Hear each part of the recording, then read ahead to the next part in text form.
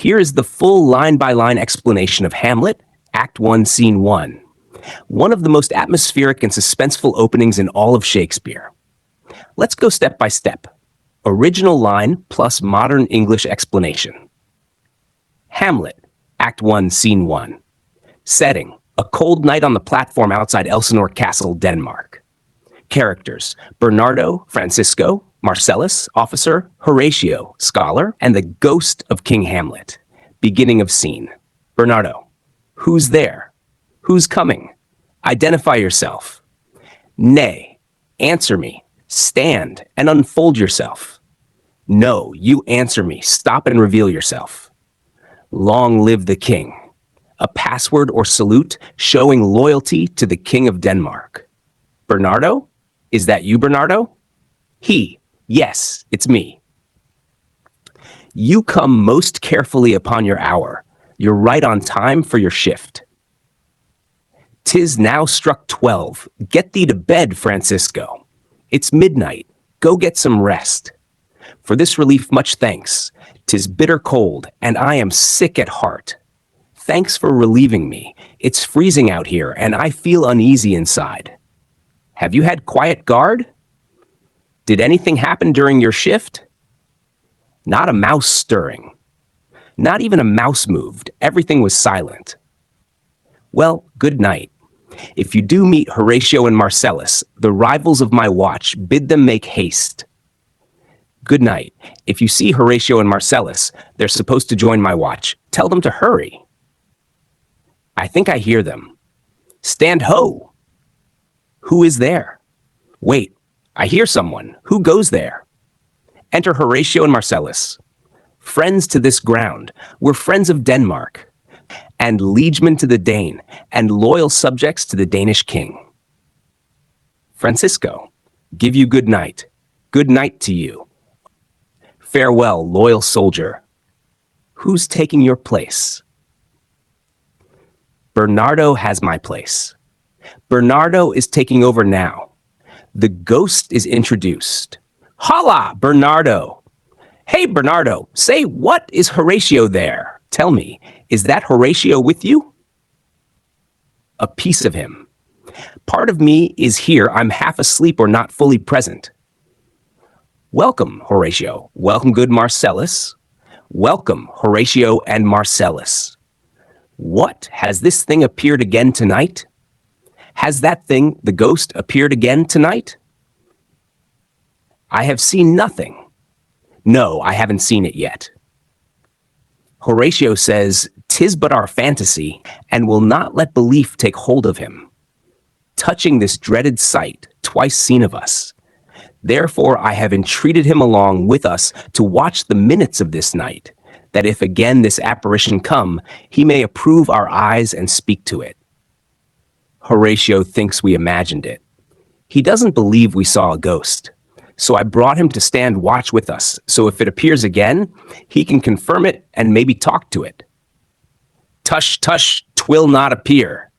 Nonsense, it's not going to show up.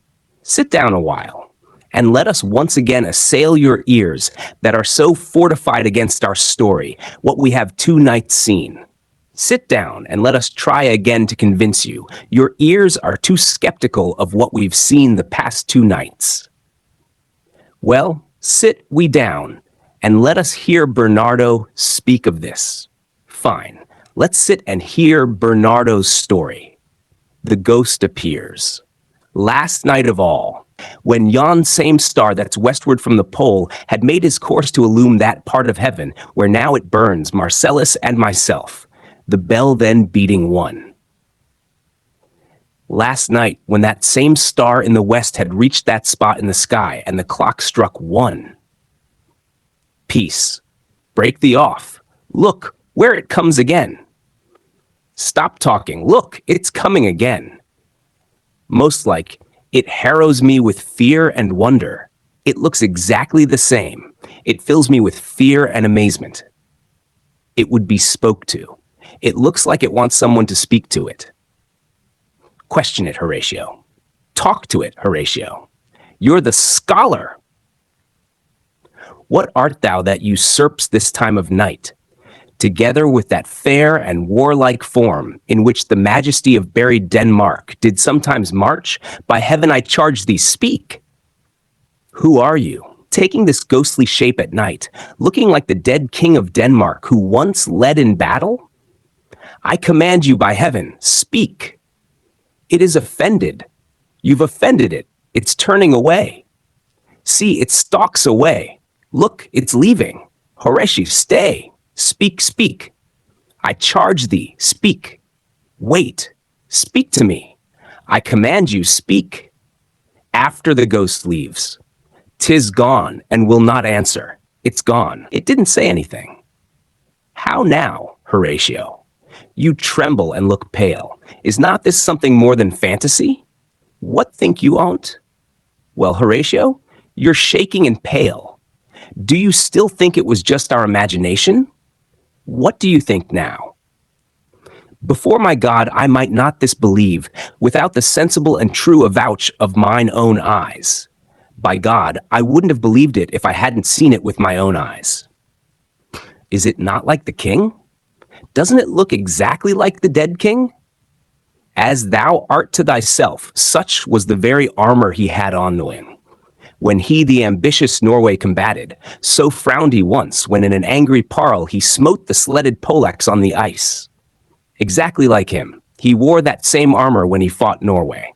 I saw that same frown once when he struck down the Polish invaders on ice. 'Tis strange. It's unbelievable. They discuss why the ghost appears. Horatio suspects trouble is coming. He explains the backstory of Denmark's war with Norway. The discussion continues after the ghost leaves. Marcellus. Thus twice before, and jump at this dead hour, with martial stalk hath he gone by our watch. This is the third time, always at exactly midnight, that he's passed our watch in a soldier's walk. In what particular thought to work I know not, but in the gross and scope of my opinion, this bodes some strange eruption to our state. I don't know exactly what it means, but generally, I think it's a warning. Something bad is about to happen to our country. Marcellus. Good now, sit down, and tell me, he that knows, why this same strict and most observant watch so nightly toils the subject of the land, and why such daily cast of brazen cannon and foreign mart for implements of war? Why such impress of shipwrights, whose sore task does not divide the Sunday from the week? What might be toward that this sweaty haste doth make the night joint laborer with the day? Who is that can inform me? Please, someone tell me, why is Denmark so tense? Why are people on guard every night? Cannons being made daily, weapons being imported, shipbuilders working non-stop, even on Sundays. What danger is coming that the country is working day and night? That can I. At least the whisper goes so. Our last king, whose image even but now appeared to us, was, as you know, by Fortinbras of Norway, thereto pricked on by a most emulate pride, darred to the combat, in which our valiant Hamlet, for so this side of our known world esteemed him, did slay this Fortinbras, who by a sealed compact, well ratified by law and heraldry, did forfeit with his life all those his lands which he stood seized of to the conqueror. Against the which a moiety competent was gauged by our king, which had returned to the inheritance of Fortinbras, had he been vanquisher, as, by the same covenant and carriage of the article designed, his fell to Hamlet. I can explain, or at least share what people are saying.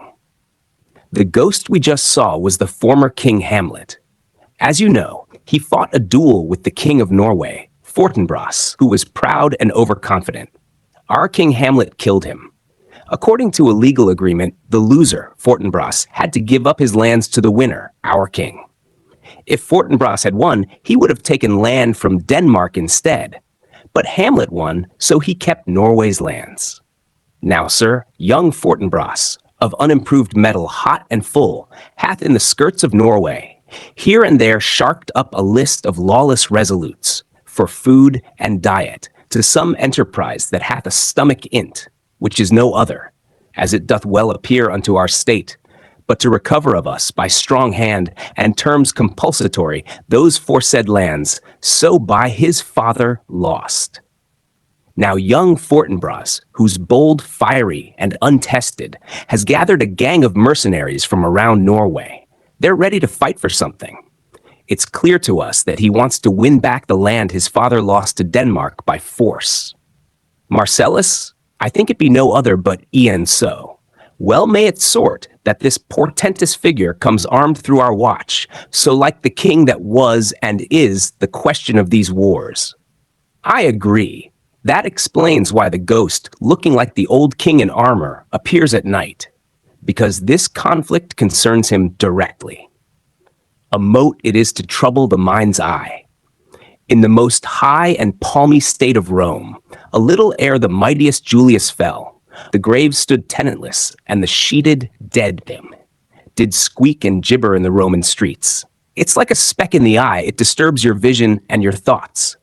Before mighty Julius Caesar was killed, ancient Rome saw omens. Graves opened, and the dead wandered the streets.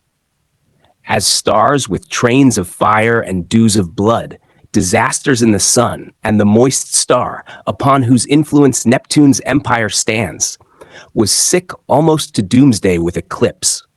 And even the like precurse of fierce events, as harbingers preceding still the fates, and prologue to the omen coming on, have heaven and earth together demonstrated unto our climatures and countrymen. There were shooting stars, blood-colored dew, strange things in the sun, and the moon, which controls the sea, was eclipsed, like it was the end of the world. Just like in ancient Rome, we're now seeing signs in the heavens and earth warning us that something terrible is coming. Re-enter ghost. But soft, behold, lo, where it comes again. I'll cross it, though it blast me.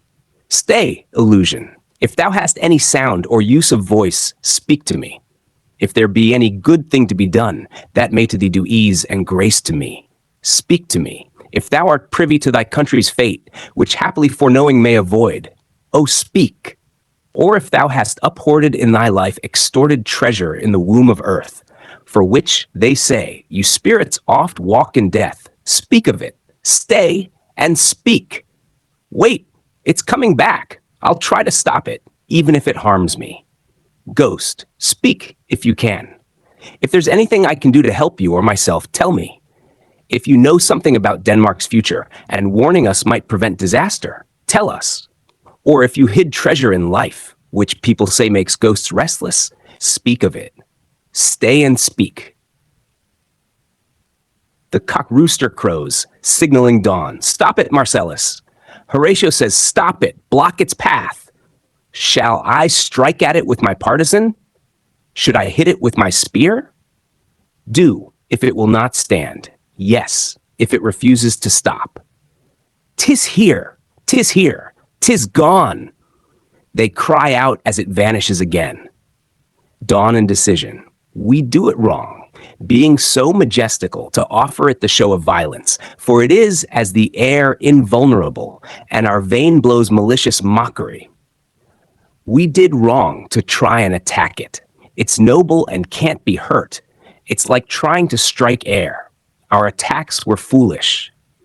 It was about to speak when the cock crew. It was about to speak when the rooster crowed.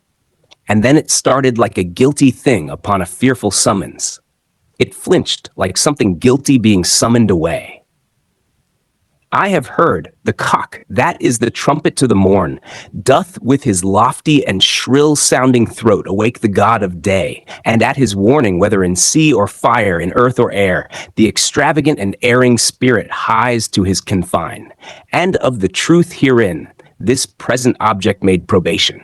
I've heard that the rooster's crow is like a trumpet announcing dawn, and scares ghosts back to their hidden places. This ghost proved it. It left at the sound.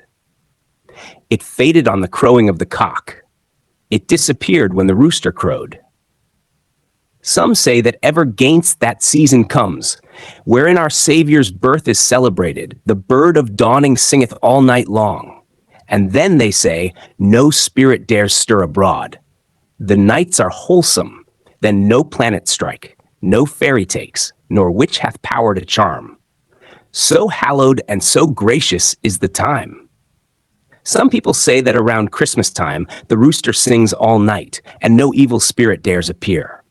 The nights are pure, and witches, fairies, and omens lose their power during that holy time. So have I heard, and do in part believe it. But look, the morn, in russet mantle clad, walks o'er the dew of yon high eastward hill. Break we our watch up, and by my advice, let us impart what we have seen tonight unto young Hamlet. For upon my life, this spirit dumb to us will speak to him. Do you consent we shall acquaint him with it, as needful in our loves, fitting our duty? Yes, I've heard that too, and partly believe it.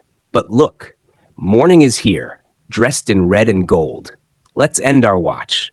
I think we must tell young Prince Hamlet what we've seen. The ghost won't speak to us, but maybe it will to him. Do you agree that we should tell him? It's both our duty and a sign of loyalty.